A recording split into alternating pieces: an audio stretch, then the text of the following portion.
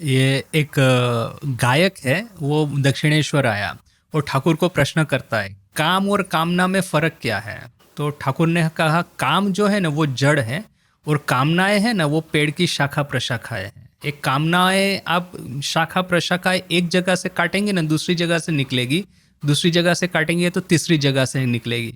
किंतु जब तक उसकी जड़ है वो तब तक वो कामना वासनाएं फैलती ही रहेगी। तो ये क्या है कि कामना वासना, जैसे आपने कहा ना कि ये फिजिकल एंजॉयमेंट कम हो जाएगा, तो ये एक सेकंड डायरेक्शन में ये निकल आएगा कि ये पैसों के बारे में, स्टॉक मार्केट के बारे में बातें करना। क्यों? क्योंकि वो जड़ तो वही है ना काम की, वो भूख तो जो है विषयों की वो तो वैसी की वैसी है।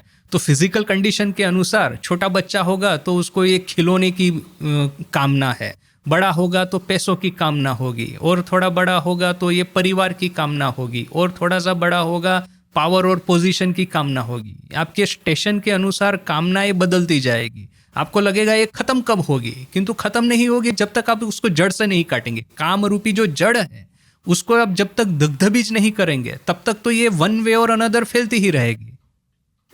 इवन वृद्ध आदमी भी, वो वही ठाकुर की फेमस कहानी कि केशव सेन के एक संबंधी को देखा बूढ़ी उम्र में वो ताश खेल रहा है। बोल रहा है कि मैं बिना काम के बैठ नहीं पा रहा हूँ इसलिए मैं ताश खेल रहा हूँ। ठाकुर बोलते कहाँ वो ठाकुर ईश्वर का नाम लेगा न कि वो ताश खेल रहा है। बस सिर्फ आप ही नहीं, हम लोग भी। ना मास्टर महाशय ने इसलिए कहा ना कि सन्यासी और गृहस्थ दोनों के लिए ये है।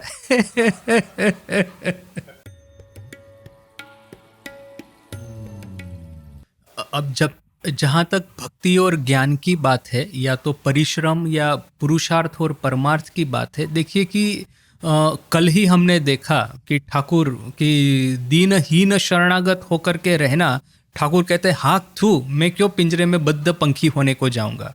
यानी कि ठाकुर की जो शरणागति भी है ना, ये वो ऊर्जिता भक्ति है हाशे कांदे नाचे गाए, माने हंसता है, रोता है, नाचता है, हंसी खुशी मनाता है।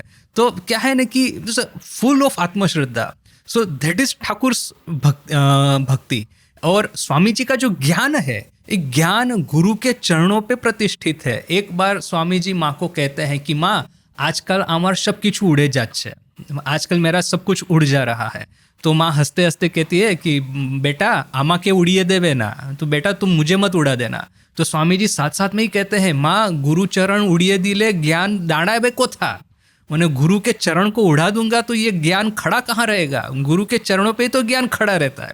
सो ठाकुर की भक्ति है वो ऊर्जिता भक्ति, और स्वामी जी का जो ज्ञान है गुरु के चरणों में समर्पित ज्ञान। सो शुद्ध भक्ति शुद्ध ज्ञान एक। स्वामी जी का वो फेमस कि मैं बाहर से पूरा ज्ञान हूँ, भीतर से पूरा भक्ति, और ठाकुर का उल्टा है, बाहर से पूरा भक्ति, भीतर में से पूरा ज्ञान। सो अल्टीमेटली दोनों का संयम, मतलब संगम करना ही रामकृष्ण मिशन की साधन पद्धति है। एक्चुअली इंडिया में हुआ क्या, जहाँ हम कल सूरदास की बात कर रहे थे ना, देखिए इन लोगों का लाइफ और टाइम्स इस तरह के समय में बीता है कि भारत में फिर भी सत्व और शक्ति था। किंतु बात का खास करके लास्ट 200-300 ईयर्स इस तरह से हमारे चरित्र में गिरावट आई है कि भक्ति भी हम जो करना प्रयास करते हैं ना, तो आउट ऑफ कॉन्टेक्स्ट और मिस इंटरप्रिटेड, ये दोनों हो गया है। अदरवाइज आप उपनिषद युग देखिए ना, अपने ऋषि मुनियों में क्या आत्मश्रद्धा थी। आप नचिकेता देखिए कि आत्मश्रद्धा से भरपूर था। ये लोग भक्ति की बात करते तो उनको जचता है, किंतु ये गुलाम भारत जो भी आया हमको लात मार के चला गया, हम लोग मंजीरा बजा करके भक्ति की बात करें हमको थोड़ी ना जचेगा। So that out of context misinterpreted पूरा हो गया था पिछले 200-300 साल में। That is the thing we have to understand. बाकी स्वामी जी ने देखिए ना अमेरिका जाकर के वही उपनिषदों के संदेश की ही तो बात की है। सो उस टाइम तो उनको कहीं उसको नुआंस खड़ा करने की जरूरत नहीं पड़ी, क्योंकि वो ऑलरेडी उन लोगों के भीतर में आत्मश्रद्धा है ही है। अभी आप उनको इवन भक्ति योग भी सिखाए तो डज नॉट मैटर, वे लोग ले लेंगे उसको।